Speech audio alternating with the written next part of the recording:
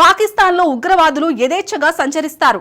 రాజకీయ నాయకులు ఆర్మీ చీఫ్లతో కలిసి సభల్లో పాల్గొంటారు. కానీ భారత్కు ఈ విషయం తెలియదని పాకిస్తాన్ నాయకులు భ్రమల్లో ఉంటారు. ఉగ్రవాదులు ఎక్కడున్నారు అంటూ అమాయకంగా ఎదురు ప్రశ్నిస్తారు. ఆధారాలు ఉంటే ఇవ్వండని అడుగుతారు. అలాంటి అమాయక నాయకుడు తాజాగా పాకిస్తాన్లో బయటకు వచ్చాడు. అతడే మాజీ విదేశాంగ మంత్రి బిలవల్ భుట్టో జర్దారీ. ఆధారాలు ఇస్తే మసూద్ అజర్, హఫీజ్ సయ్యద్ను అరెస్ట్ చేసి భారత్కు అప్పగిస్తామన్నాడు.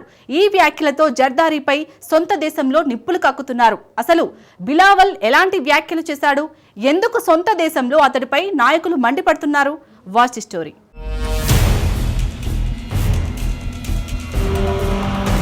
భ్రమంలో బతుకుతున్న బిలావల్ భుట్టో జర్దారీ.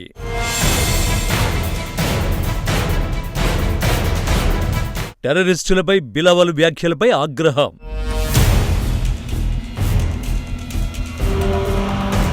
ఉగ్రవాదులకు రక్షణ కల్పిస్తున్న పాకిస్తాన్.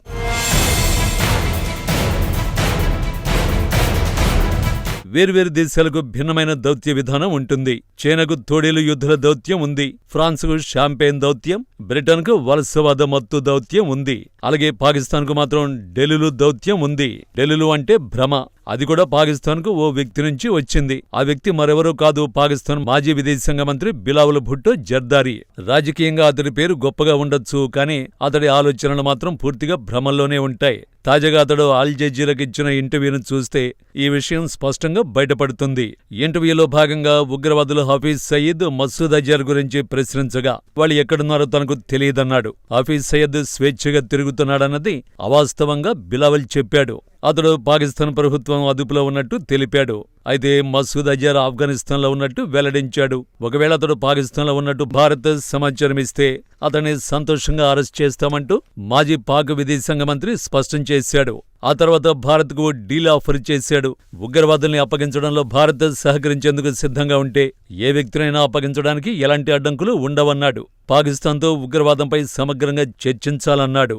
ఇలాంటి విషయాలను పాకిస్తాన్ అస్సలు వ్యతిరేకించే అవకాశమే లేదని బిలావల్ కుండ బద్దలు కొట్టాడు.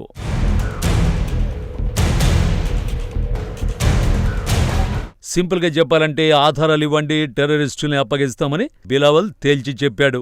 భారత్కు బిలావల్ ఇచ్చిన ఆఫర్ ఇదన్నమాట. వినడానికి ఇది ఎలా ఉందో తెలుసా? పర్సును కొట్టేసిన జేబు దొంగ దాన్ని తిరిగి ఇవ్వడమే అన్నమాట. అయితే పాకిస్తాన్ మాజీ మంత్రి ఏమంటున్నాడంటే సీసీ ఫుటేజీ, అలాగే 3 ప్రత్యక్ష సాక్షులనిస్తే చాలంటున్నాడు. నిజానికి కొన్నేళ్లుగా ఉగ్రవాదులకు పాకిస్తాన్ రక్షణ కల్పిస్తోంది. ఉగ్రవాదమే పాకిస్తాన్ ప్రభుత్వ విధానం. కానీ ఇస్లామాబాద్ రాజకీయ వారసుడు మాత్రం ఆధారాలు కోరుతున్నాడు. తాను విజనరీ లీడర్నని బిలావల్ భుట్టో భావిస్తున్నాడు ఏమో, కానీ ఇప్పుడు సొంత దేశంలోనే అతడిపై విమర్శలు వ్యక్తమవుతున్నాయి. మరి ముఖ్యంగా బిలావల్పై హఫీజ్ సయ్యద్ కుమారుడు తల్హా సయ్యద్ ఆగ్రహాన్ని వ్యక్తం చేశాడు. బిలావల్ భుట్టో అసలైన ముస్లిం కాదని మండిపడ్డాడు. తన తండ్రి గురించి ఇలా ఎలా మాట్లాడుతాడని ప్రశ్నించాడు. పాకిస్తాన్లో ఇప్పుడు రాజకీయ నాయకుల్ని బహిరంగంగానే విమర్శిస్తున్నారు. చట్టాన్ని అస్సలు పట్టించుకోవడం లేదు. ఇలాంటి పరిస్థితి మరే దేశంలోనైనా తలెత్తితే అది జాతీయ సంక్షోభంగా మారుతుంది. కానీ పాకిస్తాన్లో ఇలాంటివి సర్వసాధారణం. అయితే బిలావల్పై విమర్శలు గుప్పిస్తున్నది ఉగ్రవాదులు మాత్రమే కాదు, రాజకీయ పార్టీలు కూడా అదే బాటలో నడుస్తున్నాయి. బిలావల్ను గందరగోళానికి సింబల్గా పీటీఐ పార్టీ విమర్శిస్తోంది.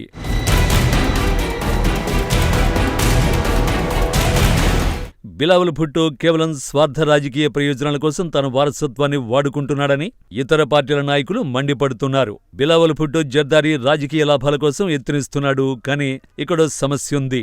అతడు 2 వాస్తవాల మధ్య చిక్కుకున్నాడు. ఒకవైపు అతడు జెనీవాలో పాశ్చాత్య యాసలో ప్రాంతీయ స్థిరత్వం గురించి మాట్లాడుతాడు. మరోవైపు పాక్లో రాజకీయ నాయకుల కంటే శక్తివంతమైన ఉగ్రవాద సర్దారుల విషయంలో జాగ్రత్తగా మసులుకుంటున్నాడు. సింపుల్గా చెప్పాలంటే అతడు 2 పడవలపై ప్రయాణించేందుకు ఎత్తునిస్తున్నాడు. అంటే అంతర్జాతీయ మీడియా ముందు విజనరీ నాయకుల్లా బిల్డప్ ఇస్తాడు. భారత్ ఆధారాల్ని అందించాలని కోరుకుంటాడు. ఆధారాల్ని వెండి పళ్లెంలో పెట్టించాలని ఆశిస్తాడు. అయితే భారత్ ఆధారాలందిస్తే పాకిస్తాన్ ఏం చేస్తుంది? ఏళ్లుగా పాకిస్తాన్ ఎలా స్పందిస్తోంది? రావల్పిండి అభీష్టానికి ఉగ్రవాదుల్ని వదిలేస్తోంది. ఒకసారి బిలావల్ భుట్టో జర్దారీ ఆధారాలు కావాలంటున్నాడు. 1999లో విడుదలకు ముందు భారత్ జైలులో మసూద్ అజర్ ఉన్నాడు. అయితే అతన్ని ఎందుకు విడుదల చేశారంటే పాకిస్తాన్ ఉగ్రవాదులు హైజాక్ చేసిన ప్రయాణికులకు బదులుగా మసూద్ అజర్ను భారత్ విడిచిపెట్టింది.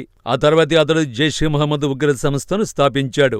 ఇక హఫీజ్ సయీద్ ముంబైలోని నవంబర్ 26 దాడుల సూత్రధారి. అందుకు సంబంధించిన పూర్తి ఆధారాల్ని భారత్ అందించింది.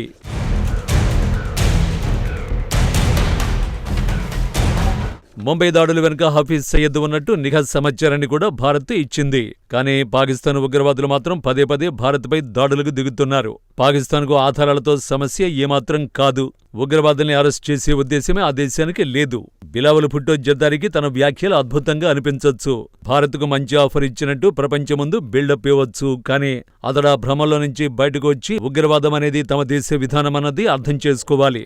భారత్లో రక్తం ఏరులై పారించాలన్న జనరల్స్ ఉన్న దేశం తమదని గుర్తుంచుకోవాలి. పాక్లో మత గురువులు భారత వ్యతిరేక ర్యాలీలు చేపడతారు. ప్రజల దృష్టిని మళ్లించేందుకు భారత్పై దాడులు చేస్తారు. ఉగ్రవాదులే ఆ దేశ సైన్యానికి ముఖ్యమనేలా వ్యవహరిస్తారు. కానీ గుర్తింపు కోసం బిలావల్ భుట్టో రాజనీతి తెలిసిన నాయకుళ్ల సొల్లు చెబుతున్నాడు. మొత్తంగా బిలావల్ మాత్రం ఓ విషయాన్ని స్పష్టం చేశాడు. అదేమిటంటే ఉగ్రవాదంతో పోరాడే ఉద్దేశం పాకిస్తాన్కు లేదని స్పష్టం చేశాడు. నిజానికి ఉగ్రవాదం అనేది పాకిస్తాన్ సమస్య కాదు. ఉగ్రవాదం అనేది పాకిస్తాన్ ప్రణాళిక. బిలావల్ ఆఫర్కు థ్యాంక్స్, కానీ ఇప్పటికే ఇది ఆలస్యమైపోయింది. మసూద్ అజర్ ఆఫ్ఘనిస్తాన్లో ఉన్నాడని మాయమాటలు చెప్తే నమ్మేంత అమాయకులు భారత్లో లేరు. భుట్టో ఢిల్లీలో దౌత్యాన్ని భారత్ ఇంతకు ముందే చూసింది. ఇప్పుడు దాన్ని పట్టించుకోవడం లేదు.